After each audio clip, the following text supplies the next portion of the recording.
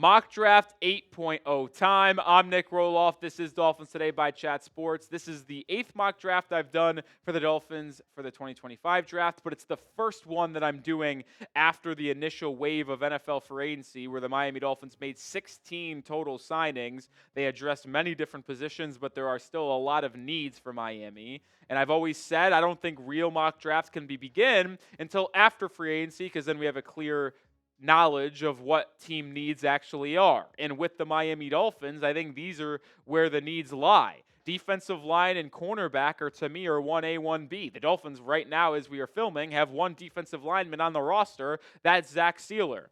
At corner, yeah, they have Cam Smith, Ethan Bonner, and Storm Duck as depth, but you do not have a starting caliber outside corner opposite of Jalen Ramsey whatsoever. Kader Kohu is likely going to be your nickel corner, but you don't have an outside one. That's an issue. Left guard is the final spot on the offensive line that you need to fill. You do have left tackle, center, right guard, and right tackle figured out right now, but you also need a starting safety and a tight end too, but that comes down pretty much down the list. But those four positions here is the biggest need for Miami, and without a doubt. And I'll tell you what, folks, if you want a mock draft for the Miami Dolphins every single week until the draft, which is crazy to say, only about 5 weeks away, like the video, show me that you are appreciative of our draft content, hit that thumbs up icon. All right, the first pick that we make here, it's going to be an interesting one. I'm going corner, going Will Johnson, the corner from Michigan.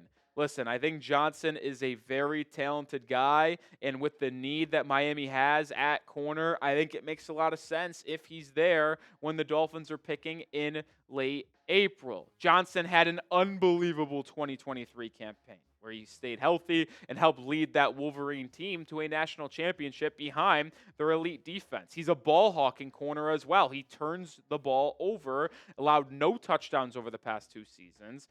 Completion percentage was incredible. And look at that QB rating, man.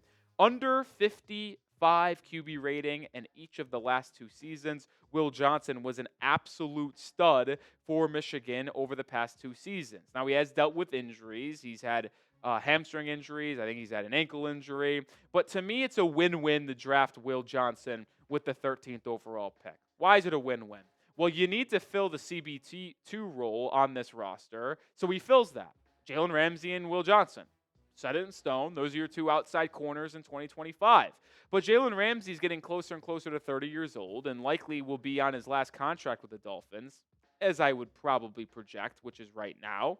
So now you have your cornerback one of the future when Jalen Ramsey is inevitably retired or he inevitably gets released from the Dolphins when its contract gets closer and closer to ending. So to me, it's a win-win. I don't see the downside of drafting Will Johnson. The only reason why I think people could be upset at the selection is because they passed on an offensive lineman or a defensive lineman. But as a player, I would have Will Johnson as my number 1 true overall corner. He can play outside. He's got good length, 6'2". I know there's concerns about his speed, and he's not running at his pro day, which is kind of disappointing, and he didn't run at his combine either due to that hamstring injury, so no one knows what his true straight line speed is. But if the Dolphins feel comfortable about that and they don't see him as someone who's going to get burnt toast every possession, I like Will Johnson. But let me know, be the GM for me. What position, should Miami draft in round 1? Get down in the comment section and let me know what position, not player, what position. All right, we're actually going to stay in the secondary here in round 2, pick number 48. I'm going with safety Xavier Watts out of Notre Dame. I really like Watts quite a bit, and this is a player that I've mock drafted to the Dolphins multiple times already through my first 7 mock drafts, and I think is going to be consistently linked to Miami with the 48th overall pick this entire process, because he is not going to go in round 1. He will be a second-round pick, and he was absolutely elite in coverage for the Fighting Irish in 2024. I mean, are you kidding? A 30 QB rating, 6 interceptions, 16 PBUs. I mean, the completion percentage, barely over 50%. Watts was absolutely incredible. He has incredible ball skills as well. And to me, if you do not go safety in round 1, Xavier Watts is probably my top round 2 target. I know there are going to be a lot of people saying Tyler Booker in round 2 or one of these top-tier defensive linemen. But assuming, like I said, you don't address safety with Starks, Barron, or Emenwari at pick 13, Watts is going to be my top guy in round 2. And it's because of those elite ball skills. I mean, he had 6 interceptions last year and 16 PBUs, and it becomes from his background. He was actually recruited from Notre Dame as a wide receiver. That is what he played in high school. And then his first season at Notre Dame, he played wide receiver as well. And then they're like, well, we don't really see you as an elite Division I wide receiver anymore. And if you want to make it to the NFL, maybe you should transition to defense. Well, he did, and now he's one of the top safeties out there, free roaming, ball hawker, really like Xavier Watts for Miami. In round 3, we're going to stay with the defense. We're going to go defensive line, CJ West, the big fella up front, coming out from Indiana with the 98th pick. CJ West has been an experienced ball player. He played just 1 season in Power 5 football. He transferred into Indiana after 3 seasons for Kent State. He is not someone that is anticipated to be a unbelievably good pass rusher. Yeah, he had 20 pressures in 3 out of the 4 seasons, but to me, this is someone that is going to help clog up that interior defensive line and be more effective in the run game. I project him as a bigger nose tackle. He is a massive human being, not in height and not in really like length either, but in just girth and stature. This guy is a unit. He's 6'2", 317 pounds, and when he got transitioned from the MAC at Kent State to the Big Ten at Indiana, you might think, well, maybe his numbers dipped down. Not the case. His grades from Pro Football Focus and his advanced numbers took a bump up for that Indiana Hoosiers defense. He had an 88.1 run defense grade last season, a run stopping rate of 11.4%, and even he had a solid pass rusher rate of 10.1%. Both those percentages ranking in the top 10% percentile. CJ West is an intriguing day 2 prospect I've got my eye on in the top 100. The Dolphins need to address defensive line. I would expect them to actually draft multiple defensive linemen since they have 10 draft picks. CJ West is someone I've got my eye on. All right, we're going to continue in our mock draft here, but if you want the number 1 NFL draft content revolving the Miami Dolphins, this is the channel for you. Hit that sub button, videos every single day. Currently have 68,200 subscribers. Let's get to 69K ASAP. All right, we're going to go to the offensive line in round 4, pick number 116, going with Willie Lampkin, the interior offensive lineman from North Carolina.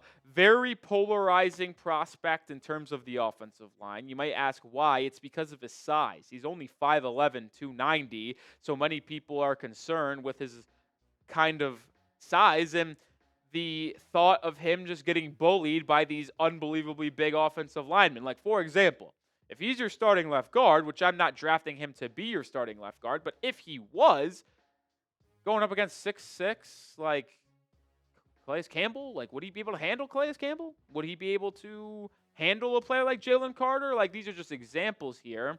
But the thing that keeps on drawing me towards Willie Lampkin is that he's a gamer, man.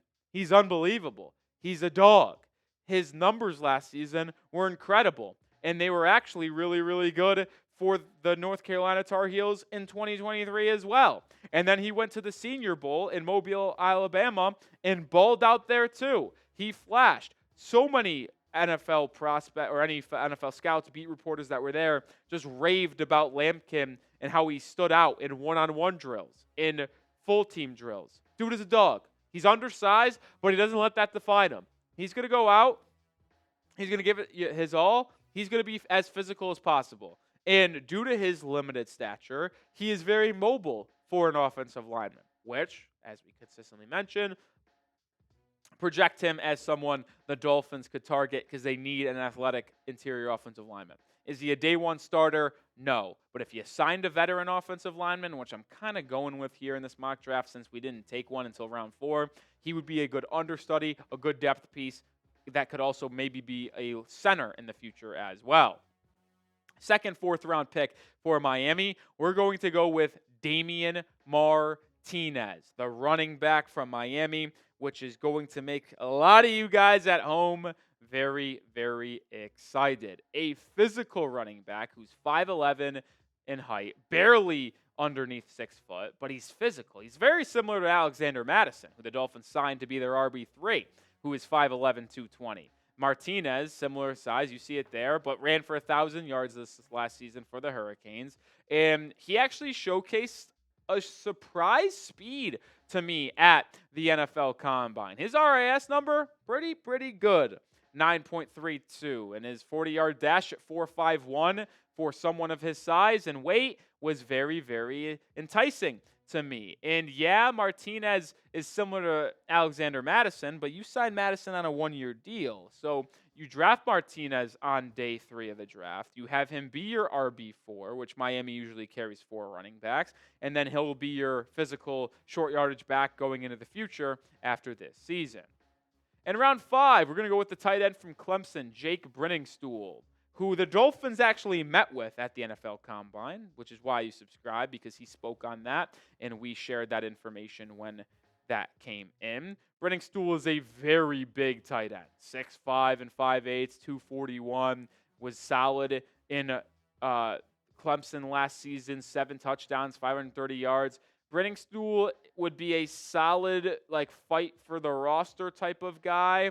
Better receiver than a Julian Hill, I think, already if he came in. Athletic profile stood out to me as well. Liked what he showed at the Combine, his 40-yard dash. But, man, I do expect Miami to draft a tight end, whether it be in day 2 or day 3. Briningstoll is a solid option early day 3, in my opinion, to have him compete with Julian Hill and Pharaoh Brown for that tight end 2 role. All right, we're going to continue on with our mock draft, but take advantage of this deal right now. Chatsports.com/DolphinsGrayShirt. This Nike tee is $5 off, usually $35. You can get it right now for $30. One more time, go to chatsports.com/DolphinsGrayShirt. Link is in the description and comments of today's video. Take advantage right now. All right, let's move over to the round 5 selection here, where I'm going Kyle McCord. I have consistently said that the Dolphins will need to draft a quarterback in day 3 to be that developmental third QB. McCord is someone I know Dolphins fans want, and I am starting to like more and more.